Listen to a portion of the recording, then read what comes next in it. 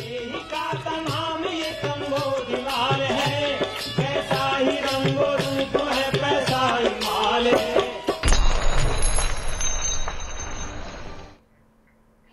नमस्कार, मनी 9 के पसंदीदा कार्यक्रम मनी सेंट्रल में आप सभी का स्वागत है। मैं हूं विपुल सिंह। हर रोज की तरह आपकी जेब से जुड़ी हुई, देश की अर्थव्यवस्था से जुड़ी हुई तमाम महत्वपूर्ण खबरें लेकर के हम हाजिर हैं और उन खबरों का विश्लेषण करने के लिए हमारे साथ हर रोज की तरह मनी 9 के संपादक अंशुमान तिवारी जी मौजूद हैं। हालांकि आज वो फोन लाइन पर मौजूद हैं। अंशुमान सर, बहुत बहुत स्वागत है आपका सर। धन्यवाद विपुल। तो चलिए कार्यक्रम का आगाज करते हैं और सबसे पहले ऑन द शो के जरिए ये समझते हैं कि आज के कार्यक्रम में किन महत्वपूर्ण मुद्दों पर हम बातचीत करने वाले हैं। सबसे पहले बातचीत करेंगे महंगाई को लेकर के और खास तौर से लहसुन के बाजार में क्या चल रहा है, किस तरीके से लहसुन की कीमतें बढ़ती हुई दिखाई दे रही हैं और वहाँ पर क्या कुछ खबरें हैं, डिटेल में बातचीत करेंगे। पंचायतों में कैसे बिकेगा बीमा, जी हाँ, बीमा को लेकर के एक नई अपडेट आई है, उस पर भी हम डिटेल में बातचीत करेंगे। और बढ़ी है विदेशी निवेशकों की बेरुखी, कहां पर किस सेक्टर में ये बेरुखी ज़्यादा देखने को मिल रही है, डिटेल में होगी चर्चा। और साथ ही साथ हमारी खास कवरेज लगातार पेटीएम पर हम जारी है और आज भी हम विस्तारपूर्वक डिटेल में इस पर बातचीत करेंगे कि अब पेटीएम मनी भी मुश्किल में आ गया है। राज्यों और केंद्र के बीच में खुल गया है मोर्चा, क्यों कह रहे हैं हम ऐसा, इसको हम अभी थोड़ी ही डिटेल में चर्चा करेंगे। और आरबीआई की पॉलिसी में क्या है, आज की सबसे महत्वपूर्ण खबर जिसकी वजह से शेयर बाजार में भी दबाव देखने को मिला है। तो इन तमाम पहलुओं पर डिटेल में बातचीत करते हैं, लेकिन सबसे पहले बात कर लेते हैं महंगाई की और खासतौर से लहसुन की महंगाई की। भारतीयों को लहसुन खरीदने के लिए प्रति किलो 500 रुपये तक की कीमत चुकानी पड़ रही है और दूसरी तरफ इस कीमत के मुकाबले लगभग 90% कम भाव पर भारत से दूसरे देशों को लहसुन का एक्सपोर्ट हुआ है। वित्त वर्ष 2023-24 के शुरुआती 7 महीने यानी अप्रैल से अक्टूबर के दौरान देश से 62,026 टन लहसुन का एक्सपोर्ट हुआ है और इस एक्सपोर्ट से 318.33 करोड़ रुपए मिले हैं, यानी प्रति किलो का भाव महज 51 रुपये है। यानी जिस लहसुन के लिए भारतीय 500 रुपये प्रति किलो का भाव दे रहे हैं, वो देश से सिर्फ 51 रुपये प्रति किलो के भाव पर एक्सपोर्ट हुआ है। सर, आपसे समझना चाहेंगे कि किस तरह का प्राइस मैनेजमेंट है गवर्नमेंट का कि हम विदेशियों को 51 में बेच रहे हैं, खुद 500 में खरीद रहे हैं। तो ये अनोखी खबर है और आमतौर पर हम मनी सेंट्रल में इस तरह की खबरें जरूर शामिल करते हैं ताकि हम समझ सकें। आपको याद होगा विपुल और दर्शकों को भी याद होगा कि सरकार ने प्याज के निर्यात पर रोक लगाई थी और जब प्याज की कीमतें बढ़ी थी, क्योंकि इससे प्याज की बाजार में प्याज की महंगाई रोकने की कोशिश की गई थी। लेकिन लहसुन के मामले में ऐसा नहीं हुआ, या तो सरकार की तरफ से इस पर ध्यान नहीं दिया गया, क्योंकि ये अजीब सी असंगति है कि भारत के अंदर लहसुन की कीमत जो एक्सपोर्ट की कीमत है उससे कई गुना ज्यादा दिखाई दे रही है और ये मार्केट इंटरवेंशन या प्राइस मैनेजमेंट के हिस्से पर चूक जैसी दिखाई दे रही है। क्योंकि जब भारत से प्याज का निर्यात रोका गया था उस समय भी ये सवाल उठे थे। आमतौर पर ऐसी स्थिति में विपुल जी होता क्या है कि सरकारें ये नहीं तय कर पाती हैं कि उनको करना क्या है। एक तरफ किसान के हित होते हैं, दूसरी तरफ उपभोक्ता के हित होते हैं, तो इसी तरफ निर्यातकों का हित होता है। तो शायद ये जो गफलत है उस गफलत का असर हमें इस असंगति के तौर पर दिखाई दे रहा है कि भारत के लोग 500 रुपए किलो का भाव दे रहे हैं और लहसुन का निर्यात 51 रुपए पर विदेश में हो रहा है। बिल्कुल, विसंगति तो है यहाँ पर काफ़ी ज़्यादा। और इस बीच अगली खबर का रुख करते हैं। सभी को बीमा उपलब्ध कराने के लिए बीमा नियामक IRDAI ने बीमा कंपनियों के लिए एक नया प्रस्ताव पेश किया है। इसमें देश भर की ग्राम पंचायतों में बीमा कंपनियों के लिए लाइफ, हेल्थ और मोटर बीमा कवरेज को अनिवार्य बनाने का सुझाव दिया गया है। IRDAI ने प्रस्ताव दिया है कि सभी जीवन बीमा कंपनियों द्वारा कवर किए जाने वाले जीवन की न्यूनतम संख्या प्रत्येक ग्राम पंचायत में 30% होनी चाहिए। सर, IRDAI की मुहिम तो काफ़ी अच्छी दिखाई दे रही है, लेकिन इसके लिए इसमें चैलेंजेस क्या क्या आपको दिखाई दे रहे हैं? ये भी बड़ी अनोखी खबर है। पहली बार भारत के बीमा क्षेत्र में जैसे बैंकों को प्रायोरिटी सेक्टर लेंडिंग का या जनधन खाते खोलने जैसा लक्ष्य, वैसी स्थिति बीमा में करने की तैयारी हो रही है। IRDAI का लक्ष्य है कि बीमा कंपनियां जितनी भी पॉलिसीज बेचती हैं, जितनी लाइफ को कवर करती हैं, उनका 30% हिस्सा ग्राम पंचायतों से, गांवों से आना चाहिए। बीमा को सब तक पहुंचाने की मुहिम के लिए ये बेहद जरूरी है कि गांव तक बीमा पहुंचे। लेकिन यहाँ कई सारी बड़ी दुविधा है, क्योंकि बीमा देने का काम निजी कंपनियों के पास है, दोनों में, चाहे वो लाइफ इंश्योरेंस हो या हेल्थ इंश्योरेंस हो या इवन ऑटो और जनरल इंश्योरेंस हो जो कि प्रॉपर्टी पर दिया जाता है। यहाँ दो बड़ी दिक्कतें हैं जो जिसको बीमा उद्योग लगातार देख रहा है करीब से और हमें हमारे सामने आ रही है। एक तो जितना भी इंश्योरेंस है बिल्कुल उसकी लागत लगातार बढ़ती जा रही है। पिछले 3-4 सालों में लाइफ इंश्योरेंस की, हेल्थ इंश्योरेंस की और ऑटो इंश्योरेंस की लागत बहुत ज्यादा बढ़ी है। ग्रामीण इलाकों में बीमा की पहुंच न होने की सबसे बड़ी वजह यह है कि बीमा की जो कॉस्ट है, जो प्रीमियम है और उसके बाद जो उस पर सर्विस कॉस्ट है वो काफी ज्यादा है। गांव के लिए ऐसे बीमा की जरूरत होगी जिसकी कॉस्ट कम हो, लेकिन यहाँ दुविधा यह है कि अगर आप सस्ता बीमा देंगे तो उससे मिलने वाले जो फायदे हैं, बेनिफिट्स हैं, जो क्लेम्स हैं वो भी कम हो जाएंगे। सरकार की स्कीमें तो है सस्ते बीमा की, छोटी स्कीमें, पर उनसे जो बेनिफिट्स मिलते हैं वो भी बहुत टोकन है, प्रतीकात्मक बेनिफिट्स उनके साथ आते हैं। और ये गुत्थी इर्दा कैसे सुलझाएगा ये हमें देखना होगा, क्योंकि बीमा का एक्सेस बढ़ाना अनिवार्य है, जरूरी है। हमने अपने मनी9 के जो एनुअल पर्सन फिनांस सर्वे में ये पाया था कि देश में 53% परिवार ऐसे हैं जिनके पास हेल्थ इंश्योरेंस नहीं है। देश में बहुत बड़ी संख्या ऐसी जिनके पास किसी तरीके का लाइफ कवरेज नहीं है। लेकिन इसमें लागतें एक बड़ा इशू है, टैक्सेशन एक दूसरा बड़ा इशू है। तो IRDA ने लक्ष्य तो रखा है, हम देखना चाहेंगे कि आगे IRDA बीमा की कॉस्ट कम करने के लिए और क्या करता है। चलिए, तो उद्देश्य लक्ष्य तो अच्छा है, लेकिन चुनौतियां कई हैं और उससे कैसे पार पाएगा IRDA, ये जो है देखने वाली बात होगी। इधर वोडाफोन आइडिया ने रिलायंस जियो की उस प्रस्ताव का विरोध किया है जिसमें कि उसने सरकार से 2G और 3G सेवाएं बंद करने की मांग की है। वोडाफोन आइडिया ने इस मांग को अप्राकृतिक न्याय के खिलाफ बताया है। उनका ये भी कहना है कि इस तरह के कदम से फीचर फोन उपभोक्ताओं पर असर पड़ेगा। इसके अलावा ATM और POS मशीन के जरिए दी जाने वाली सेवाएं भी काफ़ी ज़्यादा प्रभावित हो सकती हैं। सर, वोडाफोन इसका विरोध क्यों कर रहा है? जब हम लोगों ने पिछली बार एक खबर आई थी तब मनी सेंट्रल के दर्शकों को ये बात बताई थी कि वोडाफोन आइडिया की तरफ से इसका विरोध होने की पूरी संभावना है, क्योंकि वोडाफोन आइडिया के पास ग्राहकों की बड़ी संख्या ऐसी है जो 2G और 3G सेवाओं का इस्तेमाल करते हैं, जबकि 5G के मार्केट और 4G के मार्केट में जियो और एयरटेल बड़ी कंपनियां हैं, जिसमें जियो ये चाहती है कि ज्यादातर लोग 5G या 4G सेवाओं की तरफ बढ़ जाएं। तो एक तो वोडाफोन का पूरा जो बिजनेस बेस है, अगर ये सर्विसेज बंद होती हैं तो खत्म हो जाएगा। दूसरी महत्वपूर्ण बात यह है कि एक तर्क और दिया गया है इस पूरे मामले में कि जो बाकी सर्विसेज टेलीकॉम नेटवर्क के जरिए चल रही हैं, POS जैसी सेवाएं, उनमें भी अभी 2G और 3G का इस्तेमाल हो रहा है। तो कारोबारी दृष्टि से वोडाफोन और जियो के बीच की जो खींचतान है वो इसमें दिखाई दे रही है।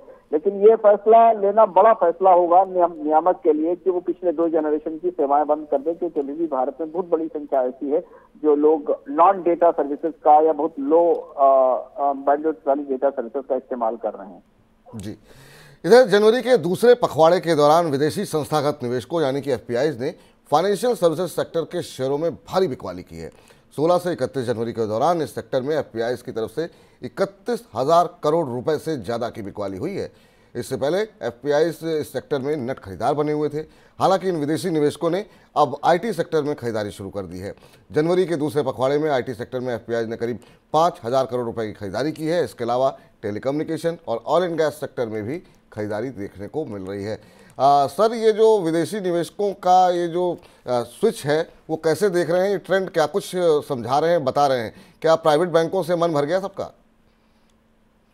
देखिए, अगर आप बैंकिंग सेक्टर की तस्वीर देखें तो आज एक तस्वीर हमारे सामने आई। मॉनेटरी पॉलिसी कमेटी की मीटिंग थी, उसके बाद रिजर्व बैंक गवर्नर ने भारत के बैंकिंग सेक्टर की स्टेबिलिटी और ब्याज दरों के मामले में पर्सपेक्टिव दिया, जिसमें हम आगे बात करेंगे। लेकिन शेयर बाजार के नजरिए से जो बैंकिंग और फाइनेंशियल सर्विसेज का सेक्टर है, खासतौर से बैंक है, उसको लेकर मामला उतना अच्छा नहीं है, उत्साह नहीं है।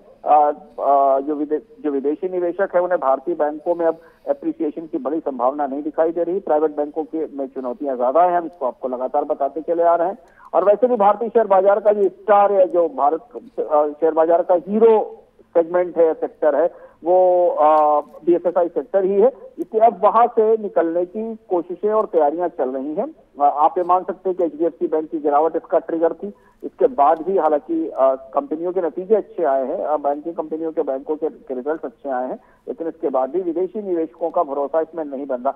IT की तरफ मुड़ना एक अच्छी खबर है। लंबे समय के बाद विपुल IT में हमें थोड़ा मूवमेंट दिखाई दिया है। इस साल के अंत से, पिछले साल के अंत से और इस साल की शुरुआत से IT कंपनियों को अब अंतर्राष्ट्रीय स्तर पर डिमांड बनती दिखाई दे रही चाहिए। तो ये एक स्विच है, एक मूवमेंट है जो हमें आईटी सेक्टर्स की तरफ दिखाई दे रहा है। आने वाले समय में थोड़े और रुख स्पष्ट होंगे कंपनियों के नतीजों के आने के बाद। हालांकि एक चीज देखने वाली बात है कि आईटी कंपनियों के गाइडेंस, रेवेन्यू गाइडेंस उतने उत्साहवर्धक नहीं थे, लेकिन शायद विपुल वहां पे अच्छे वैल्यूएशन अवेलेबल हैं विदेशी निवेशकों को, और इसलिए वो उस तरफ मुड़ रहे हैं। बिल्कुल। और हम देख भी रहे हैं बाजार के अंदर खासतौर से प्राइवेट बैंकों की अच्छी खासी पिटाई होती हुई आज के कारोबारी सत्र में भी हमने देखी, और एचडीएफसी बैंक से लेकर के तमाम बैंकों में दबाव देखने को मिला, जबकि पीएसयू बैंक्स में अभी भी हम देख रहे हैं कि खरीदारी का माहौल एक बना हुआ है। चलिए अब रुख कर लेते हैं आज की सबसे बड़ी खबर का।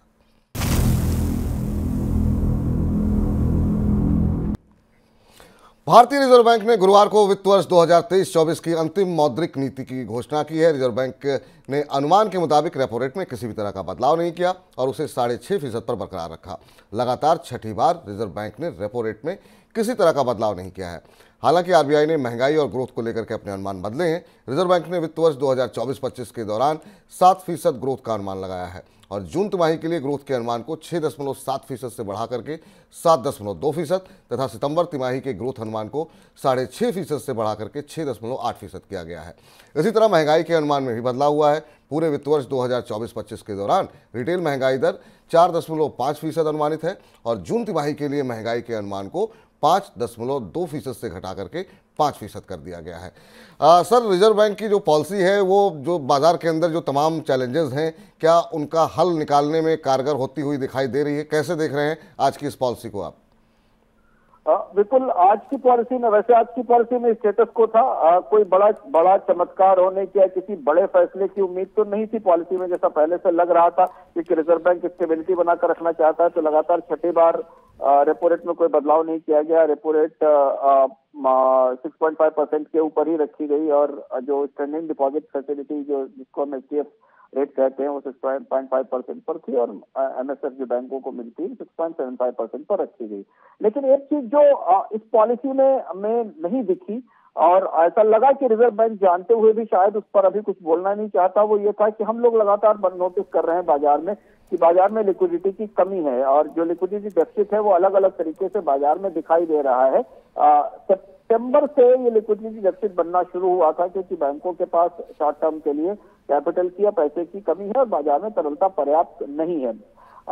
ऐसी उम्मीद की जा रही थी कि शायद रिजर्व बैंक आज की मौद्रिक पॉलिसी में कुछ इस तरीके के ऐलान करेगा, इस तरीके की घोषणाएं करेगा जिससे बाजार में लिक्विडिटी का प्रेशर थोड़ा रिलैक्स हो सके, उसमें लिक्विडिटी बढ़ सके, पर ऐसा नहीं दिखाई दिया है। शायद रिजर्व बैंक को ये लगता है कि इस तिमाही में सरकार की तरफ से खर्च कम होगा, जो कि बजट के आंकड़ों में दिखाई दिया। हमने मनी लाइन पर बजट के विश्लेषण में बताया था, और अगर वो सरकार का खर्च कम होता है तो सिस्टम में पर्याप्त लिक्विडिटी रहेगी और जो शॉर्ट टर्म की इंटरेस्ट रेट है छोटी अवधि के अंदर बढ़ोतरी नहीं होगी। नहीं तो इस बात की संभावना बनती दिखाई दे रही है कि फरवरी के अंत तक या मार्च तक रिजर्व बैंक को बाजार में दखल देकर बाजार में तरलता थोड़ी बढ़ानी पड़ेगी। जी सर, जो जीडीपी अनुमान लगाए गए हैं वो आंकड़े को कैसे देख रहे हैं आप?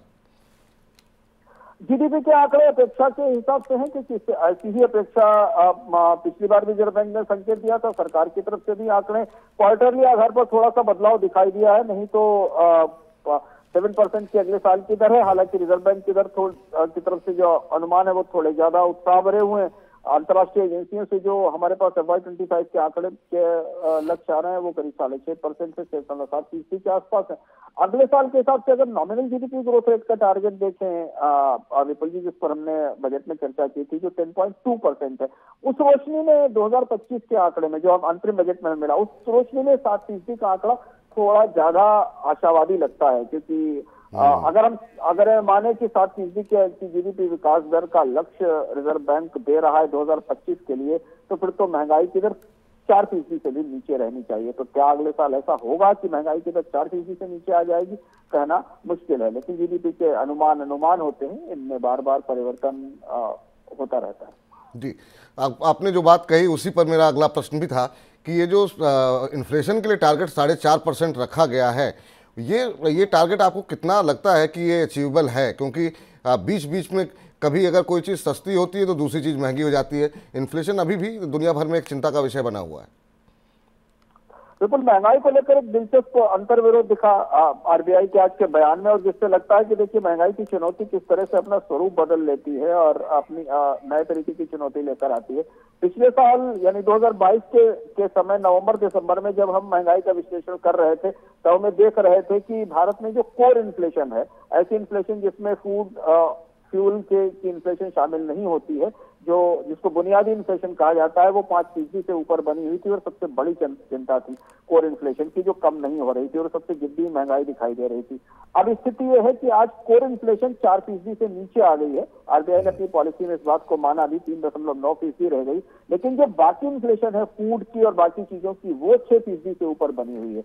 यानी जो प्योरली सप्लाई साइड से प्रभावित होने वाली इन्फ्लेशन है, उस इन्फ्लेशन पर सरकार और रिजर्व बैंक का नियंत्रण नहीं दिख रहा है। और पिछले 1.5 साल से लगातार अनाज की कीमतें 2.5 के अंक में महंगाई दिखा रही हैं, स्पाइसेस की, दूध की, शुगर की, पल्सेस की, ये जो पूरा महंगाई का बास्केट फूड साइड से आ रहा है, ये पिछले 1 साल से सबसे बड़ी चुनौती बना हुआ है। और रिजर्व बैंक अभी और सरकार मिलकर भी इसका कोई बड़ा समाधान नहीं दे पाया है। कोर इन्फ्लेशन को देखने का एक दूसरा नजरिया यह भी हो सकता है कि कोर इन्फ्लेशन में कमी यह भी दिखा रही है कि मार्केट में डिमांड उतनी तेजी से नहीं दिख रही है। तो महंगाई का मोर्चा 2023 की तुलना में 2024 में ज्यादा पेचीदा और कॉम्प्लिकेटेड हो गया, जटिल हो गया, क्योंकि गेहूं की, चावल की, स्पाइसेस की, दूध की, इनकी महंगाई आपूर्ति के बाद भी कम नहीं होती दिख रही है। ऐसा नहीं कि कोई फसल खराब हुई हो पिछले 1-2 साल में, थोड़ा बहुत उत्पादन ऊपर नीचे हुआ है और कोई फसल पर बड़ा संकट नहीं आया, पर यह ज्यादा जिद्दी महंगाई हो गई है, जिसे हम पहले मानते थे कि कोर इन्फ्लेशन ज्यादा स्टबर्न है, ज्यादा जिद्दी है, उसकी जगह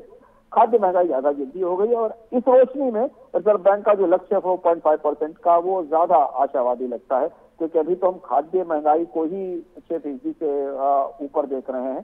तो देखना होगा कि अगले रबी की फसल के बाद भारत में खाद्य महंगाई की क्या तस्वीर बनती है। जी, इस बीच जो है फिनटेक कंपनी पेटीएम की मुश्किलें कम होने का नाम नहीं ले रही हैं। देश भर में करीब 42% मर्चेंट्स पेटीएम के जरिए पेमेंट लेना बंद कर चुके हैं और अतिरिक्त 20% आगे पेमेंट लेना बंद कर सकते हैं। खबर तो ये भी है कि जो बैंक या कंपनी भविष्य में पेटीएम बैंक को खरीदेगी, वो मर्चेंट्स का नए सिरे से केवाईसी भी करा सकती है।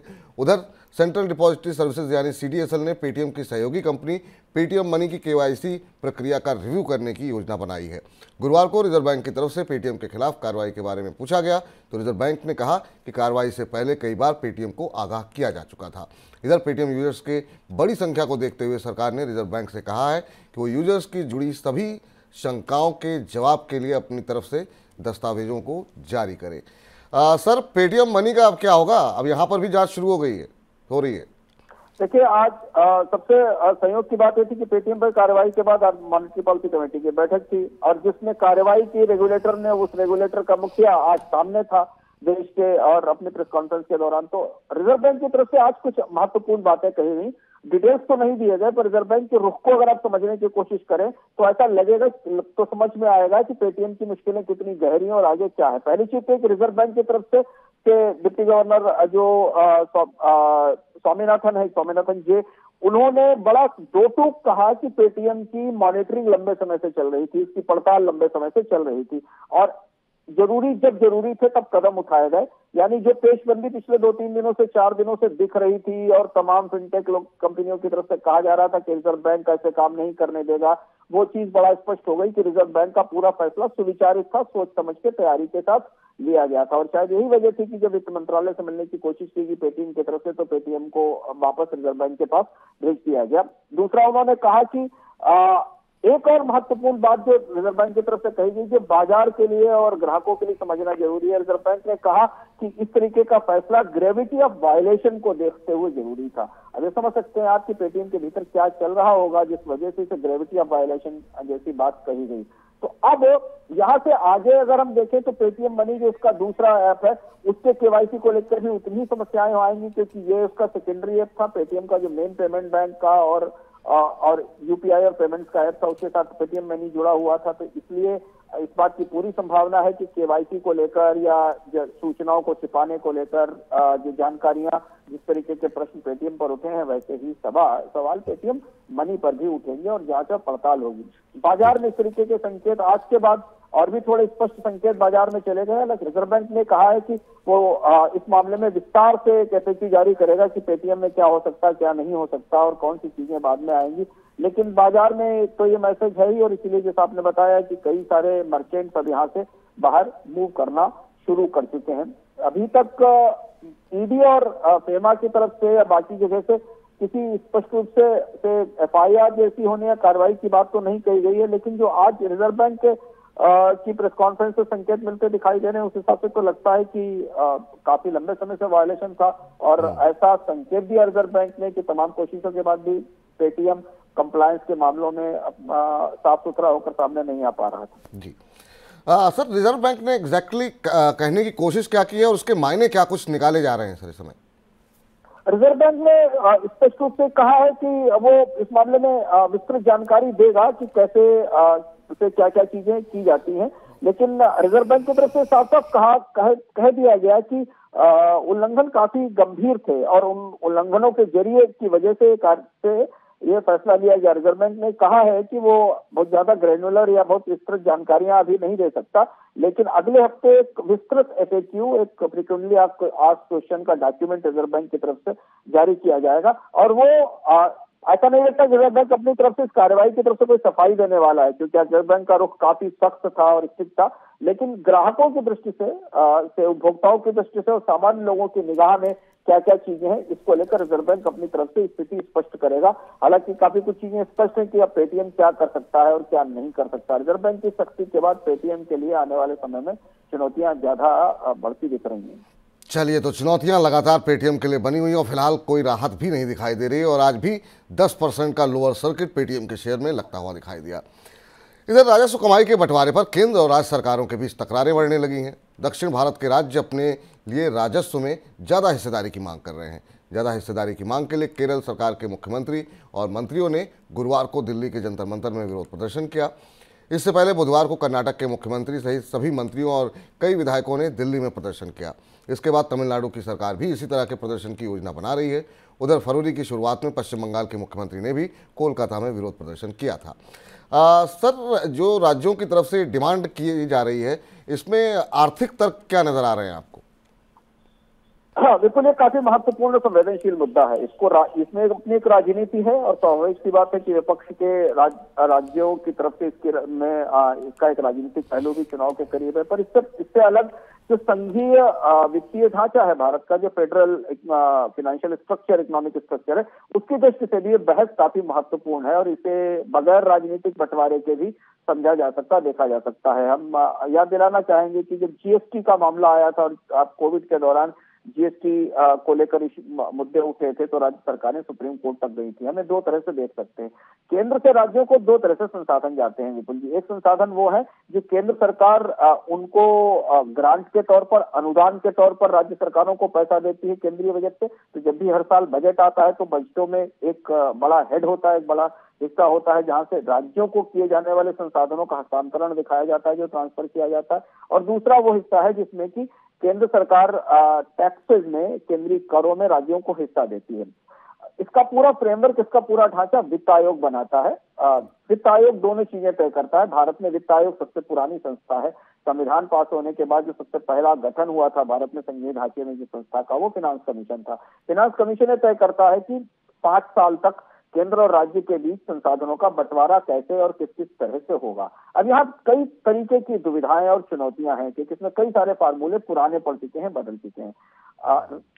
साउथ के राज्यों का कहना यह है कि, उनका कहने का मतलब यह है कि जो संसाधनों का बंटवारा होता है वो पॉवर्टी, पॉपुलेशन और बहुत सारे सामाजिक कारणों के आधार पर होता है, सामाजिक कमजोरियों के आधार पर होता है, जिसमें बड़ा हिस्सा उत्तर के राज्यों को मिलता है, जबकि उत्तर के राज्यों का जीडीपी में कंट्रीब्यूशन कम है, टैक्सेशन में कंट्रीब्यूशन कम है।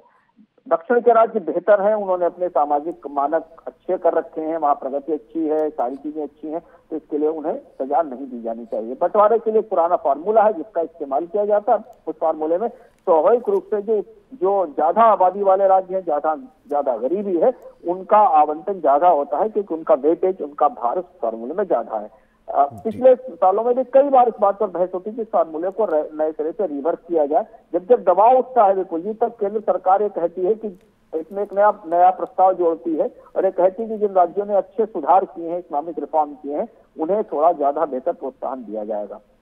लेकिन अब ये बात निकलकर सामने आ गई है। ये तो पहला मुद्दा है। दूसरा टैक्सेशन वाला इशू है, जो ज्यादा कॉम्प्लिकेटेड है। टैक्सेशन की तस्वीर पिछले 20 सालों में काफी बदली है। पहले केंद्र और राज्य सरकारें मिलकर अब एक पूल से पैसा देती थी, फिर उसके बाद जीएसटी आया और जीएसटी के बाद राज्य सरकारों ने अपने टैक्स लगाने के अधिकार जीएसटी में सबमर्ज कर दिए।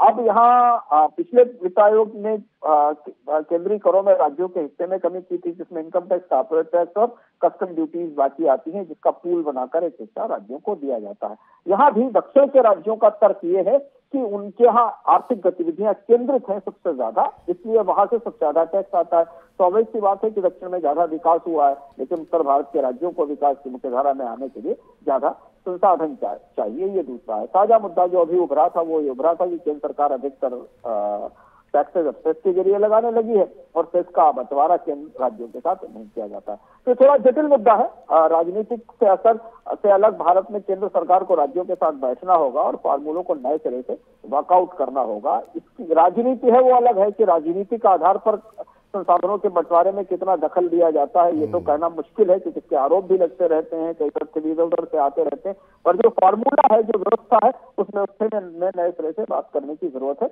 वित्त आयोग का गठन हो चुका है। इस बार मुझे लगता है वित्त आयोग के एजेंडे पर यह मुद्दा जरूर होना चाहिए और होगा। बिल्कुल। चलिए अब कुछ और महत्वपूर्ण खबरों पर नजर डाल लेते हैं फटाफट झटपट में।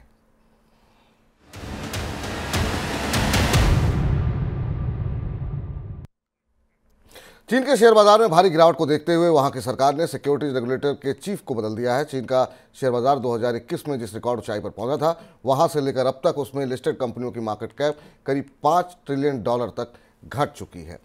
इसके अलावा आपको बता दें, इंटरनेशनल मॉनेटरी फंड यानी IMF ने मालदीव के विदेशी कर संकट को हाई रिस्क जोन में रखा है और इसे लेकर मालदीव को आगाह किया है।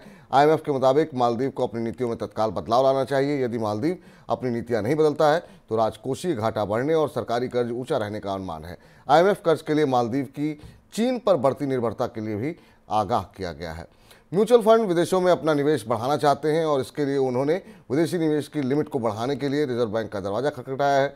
लिमिट में बदलाव को लेकर म्यूचुअल फंड्स की तरफ से एक प्रस्ताव भी दिया गया है, जिसके तहत निवेश की लिमिट को देश के विदेशी मुद्रा भंडार के साथ जोड़ने के लिए कहा गया है, ताकि विदेशी मुद्रा भंडार बढ़ने के साथ विदेशी निवेश की लिमिट में भी बढ़ोतरी हो सके और भंडार घटने के साथ लिमिट घट सके। सर, ये कुछ महत्वपूर्ण खबरें फटाफट में, किसी पर आपकी टिप्पणी? चीन काफी दिलचस्प हो रहा है। चीन के स्टॉक मार्केट में एक किस्म से मेल्टडाउन या राउट चल रहा है और काफी बड़ी उथल पुथल है। आज दुनिया के बाजारों के लिए सबसे बड़ी चौंकाने वाली खबर थी कि चीन की कम्युनिस्ट पार्टी की सेंट्रल कमेटी ने यी ह्यूमैन जो वहाँ के सीनियर ऑफिशियल हैं, जिनको उन्हें वहां से हटा दिया है, जो चीन के स्टॉक मार्केट का रेगुलेटर है। माना जा रहा है कि वो इन्हें काफी सख्त माना जाता था और इन्होंने ब्रोकर्स पर काफी सख्ती भी की थी। अभी तक स्पष्ट नहीं कि चीन में ऐसा क्यों किया गया, लेकिन इससे चीन के बाजार के सेंटीमेंट को लेकर काफी असमंजस बनता दिखाई दे रहा है। प्रॉपर्टी मार्केट चीन का पहले से ही काफी खासे दबाव में है। जी अंशुमान सर, आज की इस चर्चा में आप हमारे साथ जुड़े, तमाम खबरों का विश्लेषण किया, बहुत बहुत शुक्रिया, बहुत बहुत धन्यवाद आपका आज की इस चर्चा में जुड़ने के लिए। बहुत बहुत बिल्कुल धन्यवाद। आज हम कैमरे के जरिए नहीं जुड़ पाए यात्रा के कारण उम्मीद है कि कल हम लोग कैमरे के साथ सामने इस कार्यक्रम में दोबारा बात करेंगे। बिल्कुल, और अच्छी बात यह है कि आपकी तस्वीर जो है यहाँ पर मौजूद है। भले ही आप कैमरे के सामने नहीं थे, लेकिन विश्लेषण आपका जो है वो हर रोज़ की तरह हमारे दर्शकों तक पहुँच गया। इसके लिए बहुत बहुत धन्यवाद आपका। चलिए, तो फिलहाल मनी सेंट्रल को अब यहीं पर समाप्त करने का वक्त आ गया है, लेकिन आप मनी 9 के साथ लगातार बने रहिए। कमेंट बॉक्स में जाकर के बताइए आपको हमारे कार्यक्रम कैसे लग रहे हैं, कुछ परिवर्तन चाहते हैं, क्या सुझाव आपके हैं वो भी बताइए। आपकी हर टिप्पणियों को हम लोग बहुत विशेष गौर से देखते हैं, पढ़ते हैं, और ऐसे ही लगातार मनी 9 के साथ बने रहिए। मुझे इजाज़त दीजिए, नमस्कार। नाम ये कंबोज लाल है, कैसा ही रंगो